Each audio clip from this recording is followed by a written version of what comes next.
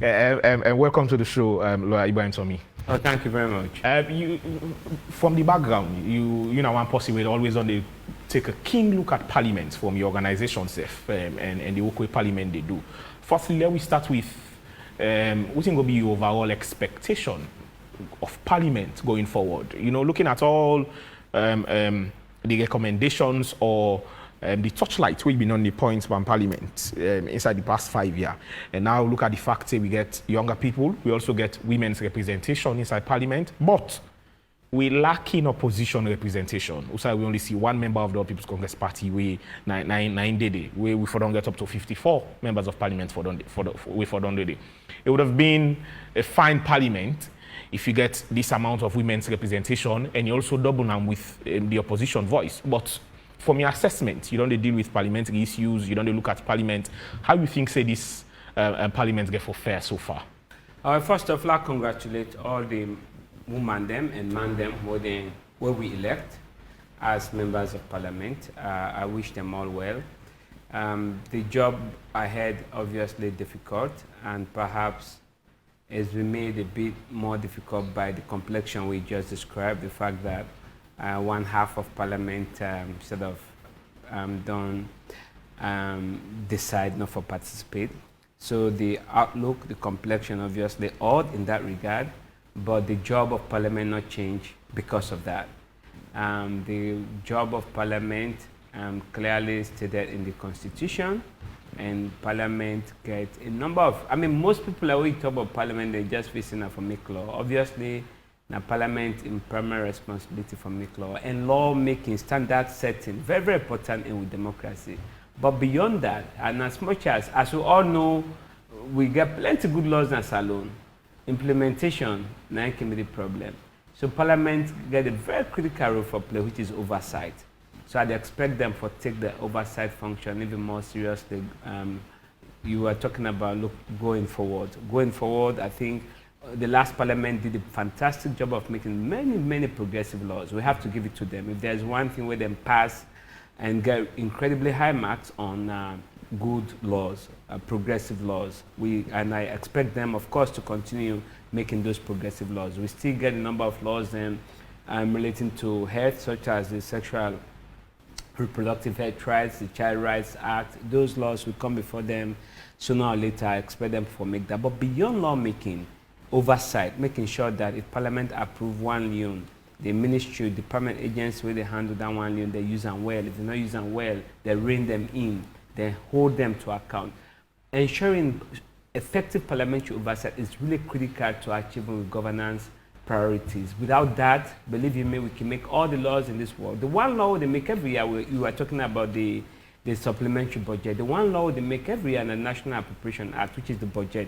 Budget is a law. The budget and law where Parliament they pass every year, meaning that if Parliament not pass that budget, even the president not get money for use, pass Parliament pass budget, so that the lawmaking aspect is important. But after you don't pass the budget, how is budget execution? Would that they receive what? How then they use them? Then they go on monitoring trips and they come back. We really need to empower Parliament for make sure they take the oversight responsibilities really seriously, because without that, we will continue to get many of the challenges we face. Where we get the challenge right now of the main opposition, and the only opposition, in fact, in our Parliament, don't decide for stay back. And you talk about oversight, you talk about them good law there. It not going to affect the implementation of Parliament in your roles and responsibility going forward in the next 5 years. Because if we talk about appropriation of funds, it's the way the other opposition then they argue on key things the way they know say they don't want, or then go checkmate certain things there. But now you will have a Parliament where each and every committee almost therefore be comprised of all the same parties. So now follow the leader part and therefore be like how this could translate into national development. Obviously, as I said at the beginning, it's odd, the complexion, all right, that the opposition do abstain. You want a perfect Parliament, a perfect full complement of members of Parliament, including opposition and ruling parties. So me personally, the hope and the use this opportunity for us, the opposition APC, for come to the table. We have had some of their concerns and proposals and demands, perhaps some of them, to be honest, and I have to say this, some of them not realistic. I have said this in other places, and I'm going to use this platform to say it. Some of them not realistic in the sense that people are not going to resign because you're asking for resign. CJ not going to resign, Mohamed calling not going to resign. So what are the more realistic recommendations or proposals where they go bring to the table? So in addition to them demands there, maybe expand the list of demands and say, for example, we grab, and let's be clear, all man they talk about the new data, the NEC and all of that. The only thing based on new then self-self, where I'm sure now most people are that, but new self-self say the only side where they get issues now with the presidential result, right? So, and there are process issues, of course. So what I hope they can bring to the table is make recommendations for addressing process issues through legal reform. But let's assume for the sake of this discussion, APC decide for stay out completely, right, until 2028. How do you think that their concerns are going to be addressed between now and 2028? No way, no chance. So you're creating a one-party state, effectively one-party state. So in principle, we get elected APC members of parliament, but they not take oath it and they not begin participating. So from the first day down they take oath, then begin act, approve presidential nominees, everything, then can discuss they don't pass the supplementary budget, right? They are making laws, just one side of parliament. And I was on this same show some weeks ago, I made the point that as much as APC is an institution, we obviously get right for take decisions on their own, but if you have to, you have to take a bigger, a look at the bigger picture, as it were, and say, you know what, let we save with democracy. Let we come to this discussion with clear, court achievable, realistic proposals. We're going to make sure, say, before even 2026, right, all the issues we'll see in this election, and let's be clear, this election was not perfect, and someone will say, no election is perfect. Not that the 2018 election was perfect either. Certainly not the 2012 election. Certainly not the 2007 election. Let's stop fooling ourselves. Each of these elections, we have given them a clean bill of health, but they were in no way perfect, right? But every electoral cycle will go for improve on the imperfections we will see in the last one. So in this last one, a process issue, a tabulation of votes issue. Can we then include that in the laws? Say next term, before they tally, this is what you have to do.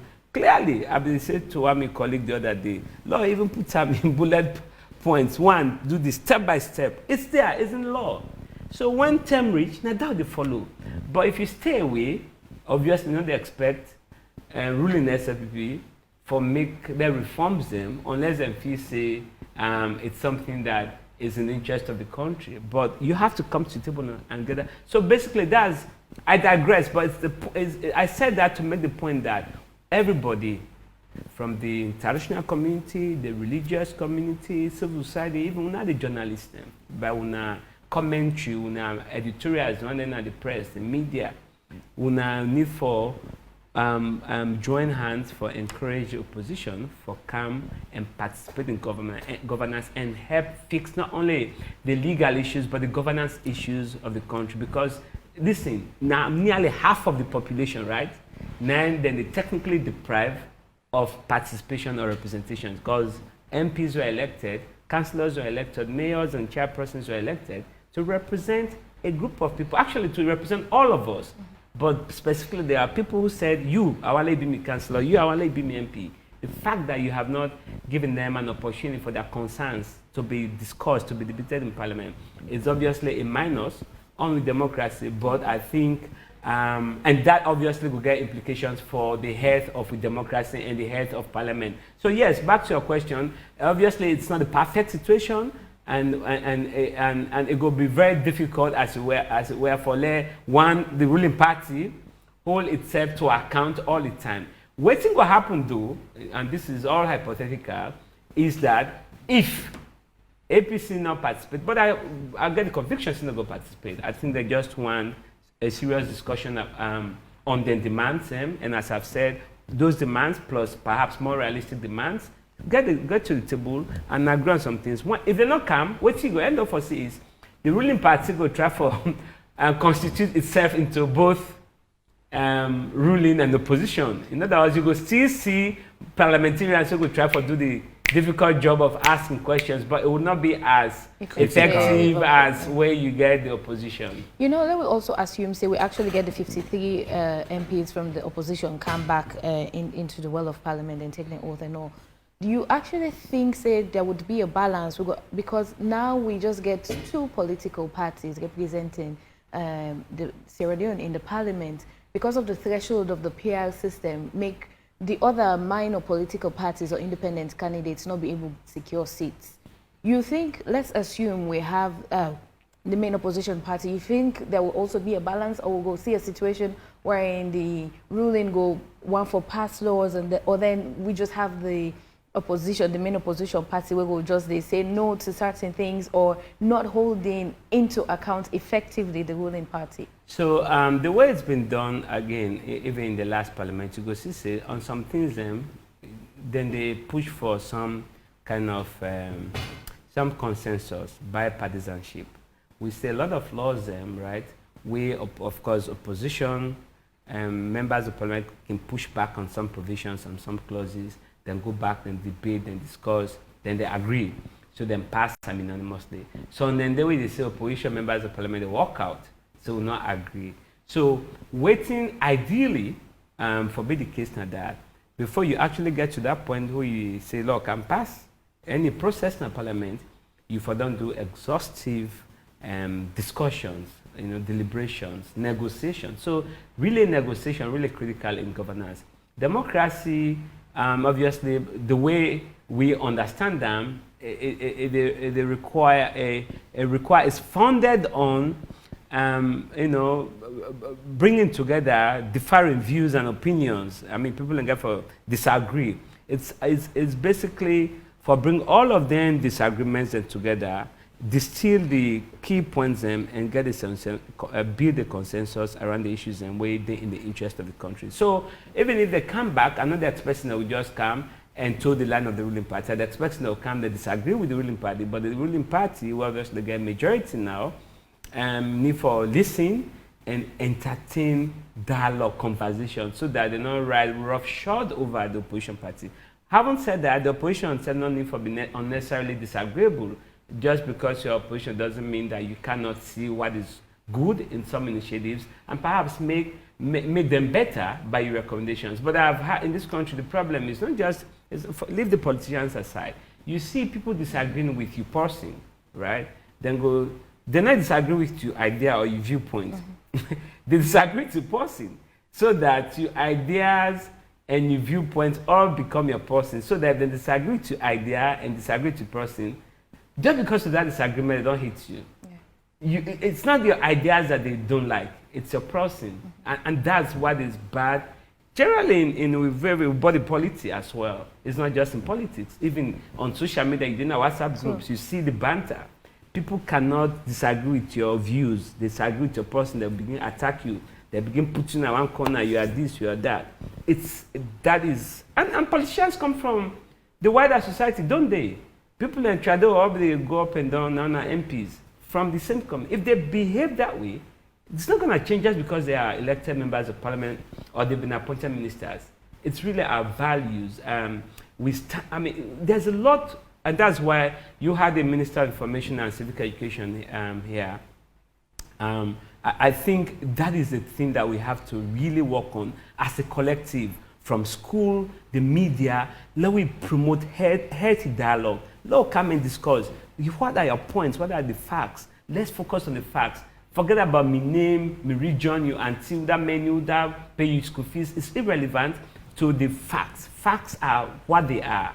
Opinions may differ, but facts are facts, right? This table, the surface, could be white, off-white, right? It's a fact. Yellow shade to wear. Those facts, agree on them, and the way we can address some things and back now, then we need to pay attention more. So I hope, really, regardless of when they come back, but I hope soon we will get really healthy debates in Parliament, and they will work in the interest of the people of Salone. You know, the state opening of the 6th Parliament of the Second Republic of Salone this morning, and of course viewers will get for bringing and count on live if you dey watch AYV channel 33, also will get for put on live now Facebook page AYV News will get for bringing count to you. But back to the president in speech, you know, when it be the closed Parliament, the dissolution of the 5th Parliament, you know, if we actually talk about, they say the success of a nation, you know, actually now the seed of the success of a nation are women and children. Absolutely. And we actually see that kind of statement there, like it be so intentional about it, because for a re-election, we see how implement that in appointments, and also we see that they reflective, even as people then be appoint members of parliament. We now get, you know, a large number of women in parliament. We also get a large number of women in cabinet positions at the moment. What are some of the key things that we think that the president will actually mention in his speech this morning as they address the nation? Oh, I think obviously I hope we will get time for talk about the current impasse or stalemate we will get, the absence of opposition APC members in parliament. I hope they will urge them, ask them for calm, and maybe comment on some of the demands, and perhaps just say, listen, let's have a conversation. I expect him to say that, because that is really important right now. The other thing I'd expect them for doing now, for basically do a kind of flashback, reflect on the first 5 years, the things that will go well, and perhaps which are the challenges in there, but actually focus on a plan for the big 5 issues we want to focus on, starting with food security. There's a global onion crisis. Salo, don't they buy yabas now 25,000? You know what? I tell you this, and most people don't remember that 10, 15 years ago, Lunge now they supplied the whole country yabas. We stopped growing our own food. Salome, they export food in the 60s. Even in the early 70s, we would export rice. Malaysia would come here to get. So we just sleep now with young wing, as you can say, as a country. It's time for us to wake up, and I hope his speech inspires not just young men and women, but even the business community. They import $200 million worth of rice every year. I'm going to challenge CTC, the major rice importer. Say, listen, half the amount of rice they import per year, spend their money there on land. We have 70% of our land is arable. We get 6 months of rain, ladies and gentlemen. What's the excuse? So I'd expect say we'll address it on food security, education. We made some fantastic gains in the last 5 years. We want to build on that. The public service, by the way, you can get all the fantastic ideas, but the delivery mechanism, the public service, the civil service, if it's not functional, my brother, forget it. You go to a EU building, I mean, no disrespect intended, as you begin to interact with EU building, you know, say, some dysfunctionality there. You know, you recruit people like if you say, me pass or die, I walk and not walk, are there, right? It's not fair. We have to start thinking of running public Africa, public salon, like private salon or private. Listen, AYV, if you have to come here at 8 o'clock, you late 3, 4, 10. I know something happens. You don't walk. See the private. Listen, why private businesses they make profit, they grow. Then they post. See the banks where they post and profit every year, Orange, Sierra Leone, QC, those companies. You think now? Within Americans and they run them. No, it's Africans, Sierra Leoneans, and they run them. The work culture, work ethic, now need for first change. And across the board, it's not just in government. Of course, it starts, for me, I think it starts with government. But if you're not possibly sell cakes, the customer don't use for buy you cake 7 o'clock, make sure it's 7 o'clock you're ready. It's just, if you have to get up at 5:30 every day, it's that discipline we need for really get in public service and let people get deliverables. So those are the priorities, or some of the priorities he has committed to, meeting over the next 5 years. But the one thing we'll talk about, and I hope he gets to talk about it, is the funding strategy, right? We go and transform AYV into something like CNN all year long, but you have to have a funding strategy. Every plan, every program, you need to get an idea for fund them. So government just remove, for the most part, fuel subsidy, and from 21,500 don't go to 25,000. They are saying in the last 6 months we lost $35 million. Now, reflect, every time IMF transferred $20 million, $25 million to Salone, now big celebration, right? So you have to say to yourself, if we can generate locally, why not? But then my point is, obviously, this is a poverty-stricken country, to be honest. Taxes are critical, and we need to raise all the taxes there are. But I think we also need to expand the base, because there are too few people paying these taxes. Expand the base, and also look at other opportunities for cushion. You know, I mean, I really want to live in a country where we fund most of the development and recurrent expenditure. But right now, for the most part, by the time government they pay salaries, they pay interest on loans, or even the capital on their loans, and money not they gain for do with roads. So that's why you see EU now, and they go do roads. Then poster, EU helping Sierra Leone. You understand? We appreciate their support, but the future of we country cannot be left, you know, in the hands of people like your own goodwill. You understand? So we all therefore understand. I mean, listen, I just came back from East Africa. I toured East Africa, from Kigali to Ethiopia to Kenya. If you go to Ethiopia, it's a different place. They get a different political system. Now, socialism, authoritarianism, democracy, everything mixed in one. But there's one thing that makes them stand out. Now, the sense of patriotism, the nationalism, the love for their country. In Ethiopia, the government of Ethiopia and the region of Tigray, they're at war. These are all Ethiopians, right? Then some other people that want to attack Ethiopia. You know what they did? They left the war force. They repelled the one that will come for attacking the country. After they do that, they come back and continue the war, which means that we have to start with our own, with ourselves. Let's make our own country based on our own love for this country, because if we do well, we have done well for ourselves and for our country. All right. Now let me go into the legal implications. If at all the opposition party refuse for participate in parliament, as we know, we don't come up from the constituency-based approach. We now in the PL. Also, Wami Onkubine said this is a two-line system. With other people also waiting at the line. For the first part of it, the one they don't elect now, so don't listen to them party and what say they not participate. We think will be the legal answers. And if at all the one they waiting at the line not participate, we think will be the next step. Oh no! Again, by the way, government not go stop in business. Parliament will continue for doing the law, the constitution say for do. But it's regrettable, to be honest, for me as far as I'm concerned. It's regrettable that we not get this matter litigated in court, because every time we go to court, they build on what we call jurisprudence. So that's now the one thing we may disagree with. I think so for don't go try in court and see what the court go say. But the question of if they not go, what's going to happen, unfortunately, I say unfortunately because we all want let them do it. But if they're not did it, they're not going to make ministers and stuff for work, they're not going to make parliament stuff for work, they're not going to make judiciary stuff for work. As a matter of fact, the institutions are all the work right now every day. But me still think say, we all need to come together and encourage the opposition APC for let them come back and participate in the interest of a country in democracy, but also for address some of the concerns we then get about the 2020 elections. Keep in mind, as I've said, 2018 APC had concerns, but they participated, they went to court. On technical reasons, they lost it.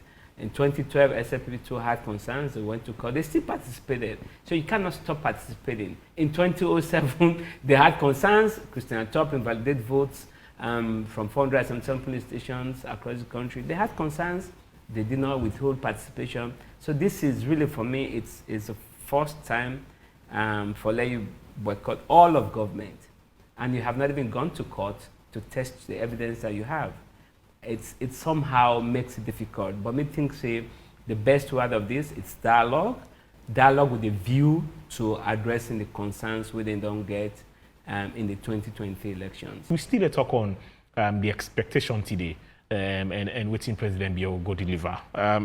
We don't talk, say, we expect the president for talk on in 5-pillar agenda, feed the nation, but also again, you mentioned, say, you expect inside statement for call on the People's Congress Party for participate. You don't do that there now for the best part of most of in public speech that we don't do. Like immediately when be announced as the winner na presidential lodge, he talk that day. We again also he been doing swearing in na status, he talk that day. But we haven't seen any physical move for backup that call day or that statement day. At the end of the day, you were not vex. Now you get for call the one we vex for Leone talk. The one we vex not get for cancel, don't say let we talk. So how soon should we expect President Biya, even though he don't talk in words, for put her in practice or in practicality for engage with our People's Congress Party? Because as it stands, it's not like say ordinarily the APC go say let we can sit down. Now the president or the SLPP administration go say let we can sit down and then come. No, I think I don't know of any effort directly by the president for say Carlos don't talk, but I don't hear members of his government, including even the chairman the other day, Dr. Presaji talk say there is need for dialogue and they want to resolve this. So, and also know say the National Peace and Cohesion Commission for Peace and Cohesion has been in touch with the leadership of APC. I also know say other actors and they work behind the scenes as it were for make that happen. Whether the president in one call to maybe Samara Kamara will change all of that, I wouldn't know. But to be, my own point is that nothing for stand in the way of that dialogue. If it requires the president to make that call, he should make it. But it doesn't have to come from him.